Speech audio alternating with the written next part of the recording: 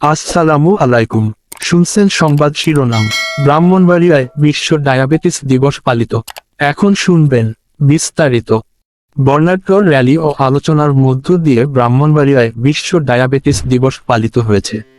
আজ 14 নভেম্বর বৃহস্পতিবার সকালে জেলা প্রশাসক কার্যালয়ে প্রাঙ্গণ থেকে একটি বর্ণাঢ্য র্যালি বের হয়ে কুমিল্লা সিলেট মহাসড়ক প্রদক্ষিণ শেষে শহরের কাউতলী জেলা ডায়াবেটিস সমিতির হল রুমে এক আলোচনা সভা অনুষ্ঠিত হয়েছে।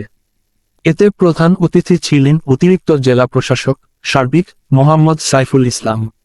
জেলা ডায়াবেটিস সমিতির সভাপতি বীর মুক্তিযোদ্ধা অ্যাডভোকেট মিন্টু ভৌমিকের সভাপতিত্বে এ সময় বিশেষ অতিথি ছিলেন অতিরিক্ত police super Mohammad Iqbal Hossain, civil surgeon ডাক্তার মোহাম্মদ নোমান মিয়া, জেলা সমাজ সেবা কার্যালয়ের উপপরিচালক মোহাম্মদ আব্দুল কাইম, সমিতির সহ সভাপতি অ্যাডভোকেট হাবিব উল্লাহ ও সাধারণ সম্পাদক কাজী কামাল উদ্দিন, কোষাধ্যক্ষ নূরে আলাম সিদ্দিকী। সিনিয়র সাংবাদিক গৌরাঙ্গ দেবনাথ অপুর সঞ্চালনায় এতে স্বাগত বক্তব্য রাখেন সমিতির যুগ্ম সাধারণ সম্পাদক এম ওমর ফারুক। শুভেচ্ছার বক্তব্য রাখেন সমিতির প্রতিষ্ঠাতা সদস্য সিনিয়র সাংবাদিক মোহাম্মদ আরজু প্রমুখ। অনুষ্ঠানের অতিথিরা বক্তব্যে বলেন, ভূয়সী প্রশংসা করে ডায়াবেটিস থেকে মুক্ত থাকার জন্য নিয়মিত হাঁটা, ব্যায়াম করা ও খাদ্যাভ্যাসে পরিমিতি আনার জন্য সকলের প্রতি উদাত্ত আহ্বান জানান।